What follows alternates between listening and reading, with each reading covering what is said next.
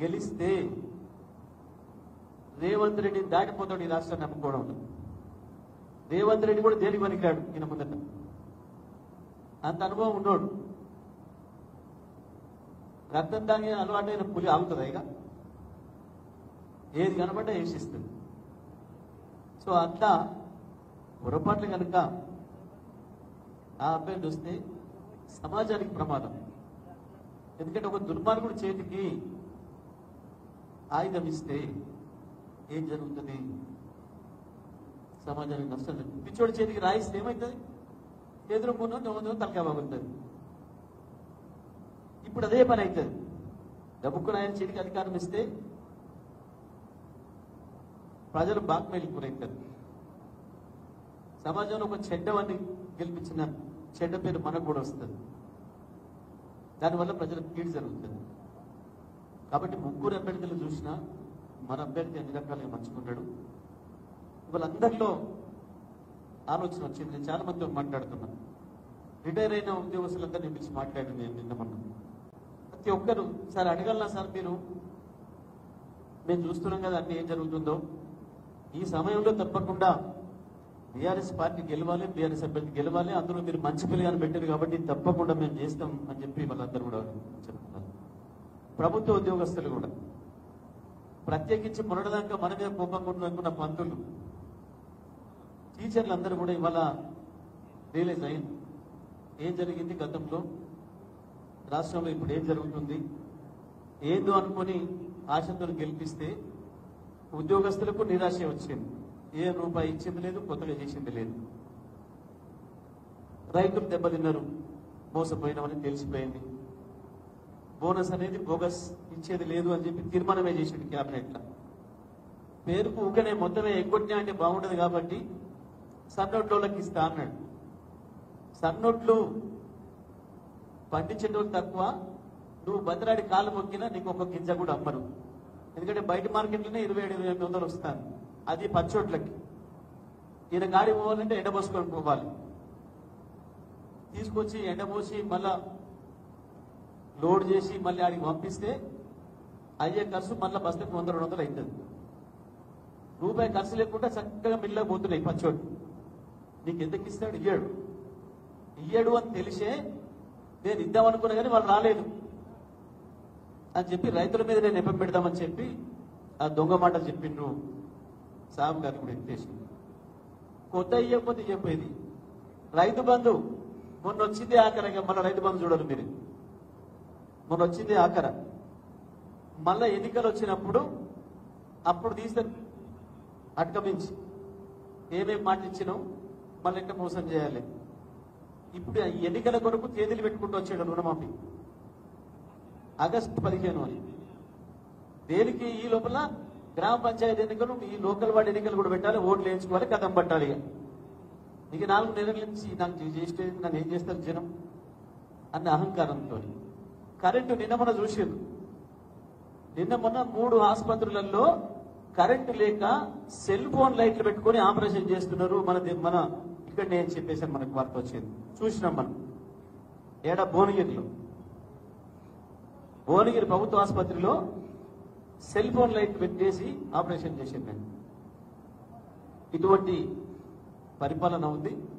దీన్ని మనం అర్థం చేసుకొని రేపు మన అభ్యర్థికి గెలుపు కొరకు ప్రయత్నం చేయాల్సిన అవసరం ఉంది. పెద్దలు బీఆర్ఎస్ రాష్ట్ర సమితి కార్యనిర్వాహక అధ్యక్షులు, రాష్ట్ర ఐటీ ఇండస్ట్రీ జౌళి శాఖల మాజీ మంత్రివర్యులు కేటీ రామారావు గారికి స్వాగతం, సుస్వాగతం.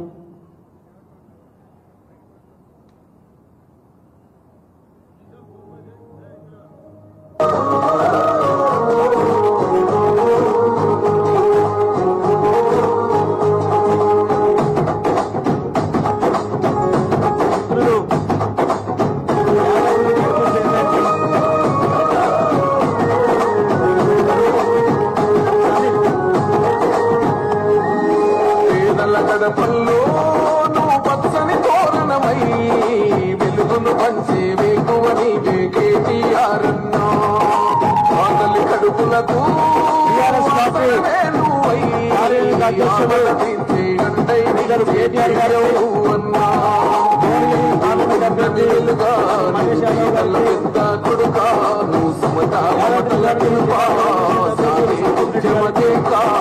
వేదన తీసిన వెలిగే నీవన్నా తారక రామన్నా రామన్నా కేటీ రామారావు గారిని రావాల్సిందిగా సందర్భంగా ఆహ్వానించారు.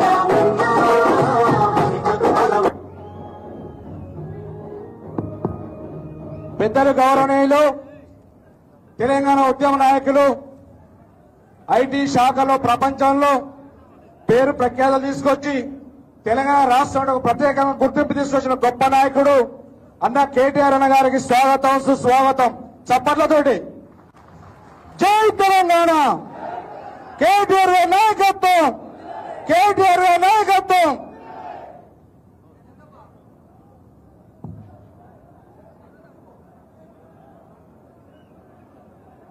కూర్చోండి, అందరు ఎక్కడ కూర్చోండి. నేనేం మాట్లాడుతున్నాను అమ్మా, నిలబడి.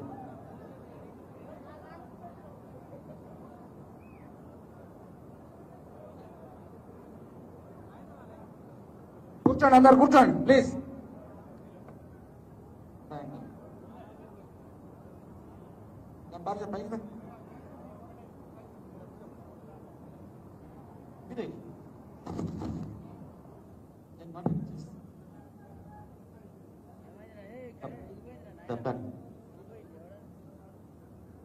నల్గొండ, ఖమ్మం, వరంగల్ జిల్లాల శాసనమండలి పట్టభద్రుల నియోజకవర్గం నుండి బీఆర్ఎస్ పార్టీ అభ్యర్థిగా పోటీ చేస్తున్న రాకేష్ రెడ్డి గారి ప్రచార కార్యక్రమంలో భాగంగా ఈరోజు నగరికల్ నియోజకవర్గంలో ఏర్పాటు చేసిన పట్టభద్రుల సమావేశ కార్యక్రమంలో ఈ కార్యక్రమానికి అధ్యక్షత వహిస్తున్న మిత్రులు, నగరికల్ శాసనసభ్యులు, మాజీ శాసనసభ్యులు సిరిమట్టి లింగయ్య గారు, నల్గొండ జిల్లా ప్రజా పరిషత్ అధ్యక్షులు బండ నరేందర్ రెడ్డి గారు, భువనగిరి ప్రజా పరిషత్ అధ్యక్షులు జిల్లా ప్రజా పరిషత్ అధ్యక్షులు సందీప్ రెడ్డి గారు, సూర్యాపేట జిల్లా పార్టీ అధ్యక్షులు మాజీ రాజ్యసభ సభ్యులు మిత్రులు బడుగు లింగయ్య యాదవ్ గారు, పెద్దలు ఉద్యమ సహచరులు సుధాకర్ అన్న గారు, చెక్ సుధాకర్ అన్న గారు, ఈ కార్యక్రమానికి కోఆర్డినేటర్ గా వచ్చిన బీఆర్ఎస్ కేబీ అధ్యక్షులు రాంబాబు గారు, భువనగిరి పార్లమెంట్ బీఆర్ఎస్ పార్టీ అభ్యర్థి కావచ్చు, లేదా విచ్ఛేదనగా ఇస్తున్న నిరుద్యోగ భృతి కావచ్చు, దీని విషయంలో మోసమే చేస్తుంది. విద్యార్థులకు ఇచ్చిన హామీల విషయంలో మోసమే చేస్తుంది. 5 లక్షల రూపాయలు కార్డు ఇస్తా అని, అమ్మాయిలకు స్కూటీలు ఇస్తా అని ప్రతి ఒక్క వర్గాన్ని మోసం చేస్తుంది. ఇక రైతులకు సంబంధించిన మోసం అయితే చెప్పని అర్థం లేదు. నీళ్ళు ఇవ్వలేదు, మొదలు నీళ్ళు ఇవ్వక ఎండబెట్టిండ్రు, కరెంట్ ఇవ్వక ఎండబెట్టిండ్రు, నానా తిప్పల పడి ఇలా పండించిన పంటను కొనకుండా నెలకు పైగా తరబడి కొనుగోలు కేంద్రాల్లో పండుకోవాల్సి వస్తుంది. తడిస్తున్నా ఏడుతున్నాయి, కొన్ని దిక్కు లేకుండా అయింది. విద్యుత్ విషయంలో కేసీఆర్ గారు 9 ఏళ్ళ నుంచి చూపించిన దాన్ని కూడా ఇవ్వడం చేత కావట్లేదు. బట్టి విక్రమార్క ఎన్ని ముఖాయింపులు చేసినా నిన్న మొన్న రోజు పత్రికల్లో వస్తుంది, రోజుకు ఒక ఆసుపత్రిలో కరెంట్ లేక సెల్ ఫోన్లు పెట్టుకొని సెల్ ఫోన్ లైట్ లో ఆపరేషన్ చేస్తున్నామని చెప్పి, అది మనం మాట్లాడుతున్న మాట కాదు, పేపర్లు ఇండిపెండెంట్ పేపర్లు రాస్తున్న మాట అది. ఇవాళ ప్రతి ఒక్కటి కూడా ఇది చేతగాని ప్రభుత్వం, మరి చెయ్యలేని ప్రభుత్వం, మోసగారి ప్రభుత్వం అని అర్థమైంది. మరి ఇటువంటి సందర్భంలో అన్నింటినీ కూడా మాట్లాడగలిగిన వాళ్ళకి, ఈ విషయాలపైన ప్రభుత్వాన్ని ప్రశ్నించగలిగిన వాళ్ళకి, శాసన మండలిలో మీ బాధలను చెప్పగలిగిన వాళ్ళకి అవకాశం ఇవ్వడం అనేది ఇవాళ పట్టభద్రుల ముందున్న కర్తవ్యం. అందుకే తప్పకుండా బీఆర్ఎస్ పార్టీ ఒక మంచి అభ్యర్థి పెట్టింది. కేసీఆర్ గారు ఉన్నత చదువు చదువుకొని రైతు కుటుంబం నుంచి వచ్చినా సొంతంగా కష్టపడి ఎదిగి బ్రహ్మాండంగా విదేశాలపై అమెరికాలపై స్థిరపడే అవకాశం వచ్చినా దాన్ని వదులుకొని తెలంగాణ ఉద్యమ సందర్భంలోనే తెలంగాణకు సేవ చేయాలని నా పుట్టిన ఊరికి అని చెప్పి ఇక్కడికి తిరిగి వచ్చి ప్రజా ఉద్యమాల్లో ఉండి ప్రజల కొరకు పనిచేసే యువకుడు, అన్ని విషయాలపైన అవగాహన ఉన్నవాడు, ఈ పట్టభద్రుల సమస్యల్ని తప్పకుండా శాసన మండలిలో మాట్లాడి ప్రభుత్వం నివేదించిన వాడు. అందుకే రాకేష్ రెడ్డిని కేసీఆర్ గారు కేటీఆర్ గారు తెలియడం జరిగింది. మరి అటువంటి అభ్యర్థికి ప్రథమ ప్రాధాన్యత ఓటు. ఆయనకు 3వ నెంబరు బ్యాలెట్లో, ఆ 3వ నెంబరు సీరియల్లో ఆయన పేరు, ఆయన ఫోటో పక్కన 1 అనే గీత గీసి ఆయనకు మొదటి ఓటు వేసి బ్రహ్మాండమైన మెజార్టీతో గెలిపించాల్సిందిగా మీకు అందరూ కూడా విజ్ఞప్తి చేస్తూ, ఇప్పుడు పెద్దలు భారత రాష్ట్ర సమితి రాష్ట్ర కార్యవర్గ అధ్యక్షులు కేసీఆర్ తెలంగాణను తీసుకొస్తే తెలంగాణను మొత్తం ప్రపంచానికి పరిచయం చేసి ఈ తెలంగాణ ఏంటిది, ఈ తెలంగాణ ఎట్లుంటుంది, రేపటి భవిష్యత్తు ఏంటనే విషయంలో భయపడ్డ వాళ్ళందరికీ సమాధానం చెప్పే పద్ధతుల్లో తెలంగాణ ఒక అద్భుతమైన రాష్ట్రంగా తీర్చిదిద్ది ప్రపంచంలో తను చూసి వచ్చిన దేశాలు, అభివృద్ధి చెందిన దేశాల్లో ఏ దేశం కంటే మన రాష్ట్రం తక్కువ ఉండకూడదు అని చెప్పి మిషన్ భగీరథను తీసుకొచ్చింది. పట్టణాలలో, పల్లెల్లో శ్మశానాలతో సహా ప్రతి విషయంలో అమెరికాకో, రష్యాకో, ఇంకో దేశానికో, బ్రిటన్కో తీసుకునే పద్ధతిలో మనం ఉండాలని, గ్రామీణ ప్రాంతాల్లో కూడా అండర్ గ్రౌండ్ డ్రైనేజీని ఏర్పాటు చేసి అమెరికా కంటే తక్కువ లేదు తెలంగాణ అని చెప్పి అనిపించే పద్ధతుల్లో తెలంగాణ అభివృద్ధి పదంలో ముందుకు తీసుకుపోవడానికి తనదైన పద్ధతుల్లో పనిచేసిన నాయకుడు. కేసీఆర్ ఇచ్చిన ప్రతి పనిని సార్ ఆశించిన దానికంటే అద్భుతమైన ఫలితాలు తీసుకొచ్చి అడ్మినిస్ట్రేషన్లో, పరిపాలనలో తనకు తిరుగు లేదని, తెలంగాణ మంత్రి కాదు ఆయన భారతదేశం మంత్రి అని చెప్పి ప్రపంచంతో అనుకునే పద్ధతుల్లో పనిచేసిన పెద్దలు కేటీఆర్ గారిని మాట్లాడాల్సిందిగా విజ్ఞప్తి చేస్తా ఉన్నాను. జై తెలంగాణ. జై తెలంగాణ. గౌరవనీయులు పెద్దలు, మీ అందరి అభిమాన నాయకులు, కొన్ని తేడాతో మన జరిగిన ఎన్నికల్లో ఓటమి పాలైన ప్రజల్లోనే ఉండే మంచి నాయకుడు గౌరవనీయులు తిరుపతి వెంకయ్య గారు. గౌరవనీయులు పెద్దలు కేసీఆర్ గారితో 24 ఏళ్ళ సాహచర్యం. కేసీఆర్ గారికి ఒక తమ్ముళ్లాగా ఈ జిల్లాలో పార్టీ నిర్మాణంలో, ఉద్యమ నిర్మాణంలో, తర్వాత ప్రభుత్వ నిర్వహణలో ఒక్కొక్క ఇటుక పేరుస్తూ మన జిల్లాలో పార్టీని, ప్రభుత్వాన్ని సమర్థవంతంగా అద్భుతంగా నడిచిన గౌరవనీయులు పెద్దలు మాజీ మంత్రులు నల్లగొండ జిల్లా పరిషత్ చైర్మన్ గారు, సోదరులు, పెద్దలు, పార్టీ వ్యవస్థాపక సభ్యుల్లో పైన మడ్డా నరేందర్ రెడ్డి గారు, నియోజకవర్గ ముఖ్య నాయకులు, అదేవిధంగా గౌరవనీయులైన భువనగిరి జిల్లా పరిషత్ చైర్మన్ మా సోదరుడు ఎలిమినేటి గారు, భువనగిరి నేనైతే కాబోయే పార్లమెంట్ సభ్యులు అనుకుంటా ఉన్నాను. భువనగిరి కాబోయే పార్లమెంట్ సభ్యులు గౌరవనీయులు పెద్దలు గ్రామ మల్లేశ్వర గారు, మా సోదరులు కార్మిక విభాగం అధ్యక్షులు రాంబాబు యాదవ్ గారు, గౌరవనీయులు రాజ్యసభ మాజీ సభ్యులు సూర్యాపేట జిల్లా బీఆర్ఎస్ పార్టీ అధ్యక్షులు బడుగుల వెంకయ్య యాదవ్ గారు, గౌరవ తుంగతుర్తి మాజీ శాసనసభ్యుడు తమ్ముడు యాదవ్ కిషోర్ గారు, పెద్దలు ఈ నియోజకవర్గ బిడ్డ ఉద్యమంలో దాదాపు 70-75 రోజులు ఆనాడు పీడియాక్ట్లో నేను జీవితం పెడినా కూడా విరవకుండా పోరాటం చేసిన ఉద్యమ నాయకుడు డాక్టర్ చెరుకు సుధాకర్ గారు, మరొక తమ్ముడు ఉద్యమకారుడు బాలరాజు గారు, వేదికపై నాశనములైన గౌరవనీయులైన మండల ప్రజా పరిషత్ అధ్యక్షులు, గౌరవ డిప్యూటీసీలు, గౌరవ మండల పార్టీ అధ్యక్షులు, సీనియర్ నాయకులు, మున్సిపల్ చైర్మన్ గారు, అదేవిధంగా గౌరవ కౌన్సిలర్లు, నేను ఎవరెవరి పేర్లైతే చెప్తలేను వాళ్ళందరినీ కేవలం కౌన్సిలర్ తీసుకోండి, బయటకు వెళ్ళకండి కోరుతూ వేదిక ముందున్న మా గ్రాడ్యుయేట్ విద్యార్థులకి పిల్లలతో కనవచ్చిన కొంతమంది పాత్రికేయ మిత్రులకు అందరికీ కూడా పేరు నమస్కారం. కొంచెం ఆలస్యంగా వచ్చినందుకు మన్నించమని చెప్పుకుంటూ కోరుతాం. ఒక్కసారి ఇక్కడ గ్రాడ్యుయేట్లు ఎంతమంది ఉన్నారో, ఓటర్లు ఎంతమంది ఉన్నారో ఒక్కసారి చేయలేదు. నేను నమ్ముతలేను. ఇంకా ఇంకా చెప్పినట్టు ఎంత కదా చెప్పండి. ఇదే లింగన చెప్పినట్టున్నాడు. రామన్న అడుగుతాడు, రాంబాబు అన్న పక్క కార్యకర్తలు కూడా గ్రాడ్యుయేట్ ఉంటారు, ఒకరే కదా. ముందుగా నాకు గుర్తొస్తున్నది ఇలా నక్రేకల్లో ఏంటి అంటే సరిగ్గా 6 నెలల కిందట ఇదే నక్రేకల్ అన్నాడు లింగన వచ్చినప్పుడు మీ అందరికీ నేను విజ్ఞప్తి చేసిన కేసీఆర్ గారు కూడా సార్ కూడా చెప్పారు, తమ్ముళ్ళు నగరేకల్లో మోసపోతారు, కాంగ్రెస్ చూపెట్టి అరిచేతిలో వైకుంఠం అనే సినిమాతోని మోసం జరుగుతుంది, మోసపోతే మోసపడతారు, ఆలోచించుకుంటేయండి ఆలోచించండి అని పదే పదే చెప్పారు. సరే కొంతమంది నమ్మిండ్రు, నమ్మి ఏం జరిగింది 5 నెలల కిందట మరి మన పార్టీకి ఓడిపోయిన తర్వాత కాంగ్రెస్ పార్టీ నల్గొండ జిల్లాలోనే 11 సీట్లు గెలుచుకున్నది, ఒక సూర్యాపేట మాత్రమే మనకి గెలుచుకున్నాం. మరొకసారి ఇక్కడికి వచ్చేసిన విద్యావంతులైన మా తమ్ముళ్ళని, మా అన్నలని, మా అక్క చెల్లెలను అడుగుతాం. సరిగ్గా కాంగ్రెస్ ప్రభుత్వం 6 నెలలు నడుస్తుంది. ఈ 6 నెలల్లో ఏం జరిగింది, ఏం జరుగుతున్నది ఒక్కసారి ఆలోచన. ఏమన్నారు ఆనాడు రేవంత్ రెడ్డి, ఆనాడు పిసిసి అధ్యక్షుడు ఏమన్నాడు 6 నెలల కిందట?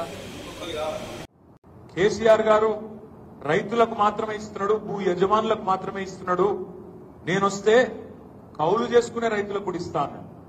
కేసీఆర్ గారు రైతులనే పట్టించుకుంటున్నాడు, నేను రైతు కూలీలను కూడా పట్టించుకుంటా, వాళ్ళకు కూడా నెలకు 1000 రూపాయలు ఇస్తాను. ఎన్నింటికి మించి నేను వచ్చిన తర్వాత కాంగ్రెస్ ప్రభుత్వం రాగానే 500 రూపాయల బోనస్ క్వింటాల్కి ఇస్తా అని చెప్పడమే కాకుండా కాంగ్రెస్ మేనిఫెస్టోలో పెట్టిండు. ఏమని? 2183 రూపాయలు ఎంఎస్పీ ఉన్నది, మా ప్రభుత్వం వస్తే ఆ 2183కు ఇంకొక 500 కలిపితే మీకు 2683 రూపాయలు వస్తుంది అని పెట్టిండు. ఇక్కడున్న మా రైతు బిడ్డలు నేను అడుగుతా ఉన్నా, 2183 ఎంఎస్పీ దొడ్డువడ్లదా సన్నవడ్లదా? 2183 దొడ్డువడ్లదా సన్నవడ్లదా? దొడ్డువడ్లదే కదా, దొడ్డు బియ్యం పండించే వడ్లదే కదా. అప్పుడేమో మేనిఫెస్టోలో పెట్టిందేమో 2183, ఆ రేట్ ఏమో దొడ్డువడ్లకు. మరి నిన్న కేబినెట్ తర్వాత ప్రభుత్వ నిర్ణయం, పొంగులేటి శ్రీనివాసరెడ్డి చెప్తున్నాడు ఏమని? మేము దొడ్డువడ్లకి ఇయ్యం బోనస్, సన్నవడ్లకే ఇస్తామంటున్నాడు. నకిరేకల్లో ఇక్కడ కూర్చున్న మీరు రైతు బిడ్డలు మీరు ఆలోచన చేయాలి. ఎంతమంది పండిస్తారు నకిరేకల్లో సన్నవడ్లు? 10-15% పండిస్తారా? వాళ్ళు కూడా ఉండరు, 10-15 కూడా ఉండదు, ఎక్కువ లెక్క 5-10% మధ్యలో ఉంటుంది. యాసంగిలోనైతే సన్నవడ్లు వండనే వండాయి. మన ఉష్ణోగ్రతలు మన కథకు యాసంగిలో సన్నవడ్లు వండాయి. కరెక్టేనని చెప్పేది. మరి సన్నవడ్లకు బోనస్ అంటే ఇది బోగస్ ప్రభుత్వమా నిజమైన ప్రభుత్వమా ఆలోచన చేయండి. ఒక్క మాటనన్నా రైతులకు ఇచ్చింది, ఒక్క మాట 6 నెలల కింద ఇచ్చినా ఒక్క మాట నిలబెట్టుకున్నాడా? నేను ఇంకొక మాట అంటున్నా, మీరు అనొచ్చు అన్న 6 నెలలు అయింది కదన్నా వచ్చి, ఇంకా 4.5 ఏళ్ళు ఉంది కదన్నా మీరు అనొచ్చు. మేము అడిగినామా మీరు అడిగినరా? 100 రోజులు అన్ని చేస్తాం అని చెప్పని నేను అడిగినా మీరు అడిగినరా? ఆయనే చెప్పిండు కదా, 100 రోజులు 6 గ్యారెంటీలు, మొదటి రోజే సంతకం, ఇవన్నీ ఆయన చెప్పినాయి. బోనస్ కూడా 100 రోజులు ఇస్తా అన్నాడు, రుణమాఫీ మొదటి రోజు చేస్తా అన్నాడు, రైతు భరోసా అన్నాడు. ఒక్క మాట ఆలోచించండి. మరి రైతులను ఇంత దగా చేసిన ఈ ప్రభుత్వానికి మనం బుద్ధి చెప్పాలా వద్దా? ఒక మాట ఆలోచించండి. ఈ ఎన్నికతో, ఈ ఒక్క ఎమ్మెల్సీ ఉప ఎన్నికతోని ప్రభుత్వం ఏం కింద మీద కాదు, ప్రభుత్వం ఏం పడిపోదు. ఈ ఉప ఎన్నికల్లో మీరు కాంగ్రెస్ పార్టీ ఓటేయకపోతే ప్రభుత్వానికి వచ్చిన నష్టం ఏమీ లేదు, ప్రభుత్వం ఉంటుంది. ఎందుకంటే ఎమ్మెల్యేలు అట్లే ఉన్నారు, 64 మంది, ప్రభుత్వం ఉంటుంది. కానీ మోసం చేసినందుకు, రైతులను మోసం చేసినందుకు, రైతులను దగా చేసినందుకు నేను ఇంకొక మాట కూడా అడుగుతున్నా. కేసీఆర్ ఉన్నప్పుడు ఎట్లుండే కరెంటు, ఇవాళ ఎట్లున్నది ఒక్కసారి మీరు ఆలోచించండి. నగరేకల్లో ఇప్పుడు ఇంకా కూడా ఎండాకాలంలో ఉన్నాం మనం, ఇలా మే 24. కరెంటు నిజంగా చెప్పండి, కేసీఆర్ ఉన్నప్పుడే బాగుండే అనేటోళ్ళు చేయలేవండి. మోమాట పడకండి, సిగ్గుపడకండి. నేను అడిగినా అని చెప్పి బలవంతం కూడా ఏం లేదు. కేసీఆర్ ఉన్నప్పుడు బాగుండే అనేటోళ్ళు చేయలేవండి. మీకే కనబడుతుంది, దాదాపు 75-80% మంది కేసీఆర్ ఉన్నప్పుడే కరెంటు బాగుండే అనే పరిస్థితి. మనం ఏదో దానికి ఆశపడి, ఇంకేదో వస్తుందని ఆశపడి ఓటేస్తే ఉన్నదే పోయింది, ఉన్న కరెంటు పోయింది. రైతు భరోసా అన్నాడు, 10,000 కాదు 15,000 ఇస్తా అన్నాడు. అసలు రైతు బంధు చక్కగా ఇచ్చిండా, టైంకి ఇచ్చిండా? నగరికల్లా పడ్డదా? ఎప్పుడన్నా కేసీఆర్ ఉన్నప్పుడేమో నాట్లప్పుడు వేస్తుండే రైతు బంధు. నాటేసుకునేటప్పుడు కేసీఆర్ గారు రైతు బంధు వేసేది. రేవంత్ రెడ్డి కొత్త పాలసీ తీసుకున్నాడు. నాట్లు వేసేటప్పుడు అవసరం లేదంట రైతు బంధు, ఓట్లు వేసేటప్పుడు అవసరంగా ఉంటా. మనం ఆ క్యామమల్లేషన్ ఎలక్షన్ లో ఓట్లప్పుడు గప్పుడు ఇచ్చిండు. ఎందుకంటున్నా అంటే మనం పిచ్చోళ్ళు అనుకుంటున్నాడు ఆయన. పాత రైతు బందే ఇచ్చి, కేసీఆర్ ఇచ్చిన రైతు బందే ఇచ్చి రైతు భరోసా నేను బిల్డప్ ఇచ్చినా ఇళ్ళకే మెరక మళ్ళా నాకే గుద్దుతారు. మొన్న 67,000 ఓట్లతో గెలిచినాం నగరేకల్లా, రేపు మళ్ళా గెలుస్తాం, ఎందుకు గెలవము అనే ధీమా. మా ఆడబిడ్డలు ఇక్కడ ఉన్నారు, మీకు ఎన్ని చెప్పిండమ్మా? నెలకు 2,500, 18 ఏళ్ల నిండిన ఆడబిడ్డలందరికీ నెలకు 2,500.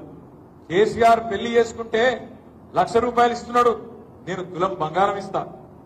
ముసలోళ్లకు కేసీఆర్ ఇంట్లో ముసలమ్మకో ముసలయ్యకో ఇస్తున్నాడు, నేను ఇద్దరికి ఇస్తా, ఇద్దరికి చెరి 4,000 ఇస్తా. ఇన్ని కథలు చెప్తే పాపం మా ఆడబిడ్డలు కూడా వాళ్ళు కూడా మోసపోయి వాళ్ళు కూడా ఓట్లేసారు. ఫ్రీ బస్సు, బంగారం అన్ని చెప్తే బుద్ధిరు. ఒక్కలకన్నా వచ్చిందా 2,500 నగరేకల్లో?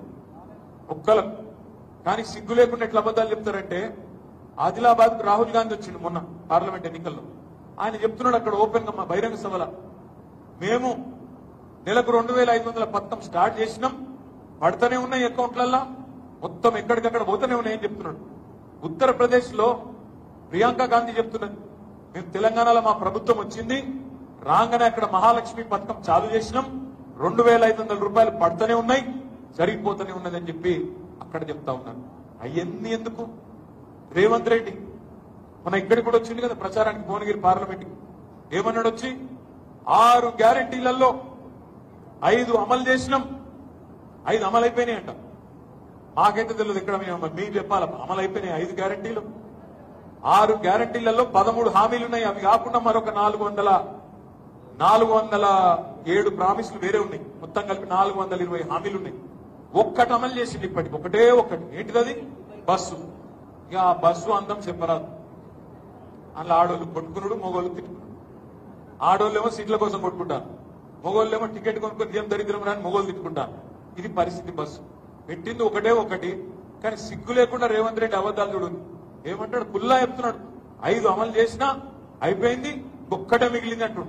ఇక ఒక్కటేందో మరి మన గుండు కొట్టుడు మిగిలిందో ఏందో తెలియదు, కానీ అన్ని చేసేసిండట. ఇక్కడికి వస్తాడు, భువనగిరికి వస్తాడు, యాదగిరి లక్ష్మీ నరసింహస్వామి మీద ఒట్టు, మళ్ళా 15 ఆగస్టు. నాకు తెలియక అడుగుతా, మీరు చెప్పాలి నాకు. మనుషులు దేవుళ్ళ మీద ఒట్టు పెట్టుడు ఎప్పుడు మొదలు పెడతారే? నమ్మకపోతేనే మొదలు పెడతారు. అమ్మతోడైపోయి, అవ్వతోడైపోయి, పిల్లలతోడైపోయి, తల్లితోడు అన్ని అయిపోయినాక ఎప్పుడు నమ్మలేడు అనుకో. అప్పుడప్పుడు ఊళ్ళలో ఉంటారు కొంతమంది అప్పులు చేసుకోరు, అందరి దగ్గర ఎక్కడో దగ్గర గిక్కుంటే బాగా తెచ్చుకుంటారు. అమ్మతోడే నీకు ఎల్లుండి ఇస్తా అంటాడు, అవ్వతోడే అవతల ఎల్లుండి ఇస్తా అంటాడు. ఇయ్యలేదు అనుకో, ఆఖరికి ఏం చెప్తావు? అమ్మతోడు నమ్మడిగా అవుతులే, నేను నమ్మరా అంట. మొన్న కూడా ఇట్లా అమ్మతోడను, నీ అమ్మ దేవుని మీద ఒట్టరాబోయి. ఇప్పుడు దేవునికి వచ్చింది బాధ, యాదగిరి నరసన్నకు వచ్చింది ఇప్పుడు బాధ. రేవంత్ రెడ్డి దేవుడు 15 ఆగస్టుకి ఎత్తా అంటుండే ఇప్పుడు కొత్తగా. ఒక్క రైతులను మహిళలనే కాదు, ఈ ముఖ్యమంత్రి కాంగ్రెస్ వాళ్ళు ఎంత లంగలంటే అందరిని మోసం చేసింది. ఇక్కడ కూర్చున్నారు మీరు గ్రాడ్యుయేట్. నేను ఒక్కటి అడుగుతా మిమ్మల్ని, మీరు చెప్పాలి. ఇప్పుడు ఒక ప్రభుత్వ ఉద్యోగం ఇవ్వాలనుకోండి, ఏం చేయాలి? ముందు నోటిఫికేషన్ ఇవ్వాలి. గిన్ని పోస్టులు ఖాళీగా ఉన్నాయి, ఈ అర్హతలు, గిన్ని రిజర్వ్డ్ పోస్టులు, గిత్త కథ, గిన్ని ఉన్నాయి, ఈ జిల్లాల గిన్ని ఉన్నాయి, ఈ జిల్లాల గిన్ని ఉన్నాయని నోటిఫికేషన్ ఇవ్వాలి. తర్వాత ఏం చేయాలి? రాత పరీక్ష పెట్టాలి. ఆ తర్వాత ఏం చేయాలి? ఇంటర్వ్యూ పెట్టాలి. ఆ తర్వాత అపాయింట్మెంట్ లెటర్ ఇవ్వాలి. ఎవరెవరైతే సెలెక్ట్ అవుతారో రాసిన వాళ్ళ వాళ్ళకి లెటర్ ఇవ్వాలి. మరి రేవంత్ రెడ్డి ప్రభుత్వం వచ్చినాక ఎన్ని నోటిఫికేషన్లు వచ్చినాయన్నా? ఎన్ని వచ్చినాయే? లగాయించి చెప్పు, నేను నోడతలే. గాడిద గుడ్డ వచ్చింది ఇప్పటి. ఆయన మొన్నటిదాకా నెత్తి మీద పెట్టుకొని తిరిగి గాడిద గుడ్డు అని ఒక గాడిద గుడ్డే ఇచ్చిందేమో 0 నోటిఫికేషన్. కానీ రేవంత్ రెడ్డి ఏం చెప్తున్నారు ఎరికేనా? పెళ్లి చేయలేదట, పెళ్లి కాలేదట, సంసారం చేయలేదట, కానీ పిల్లలు మాత్రం పుట్టిరట. ఇది ఎక్కడికి అతను అయ్యా నోటిఫికేషన్ ఇవ్వకపోతే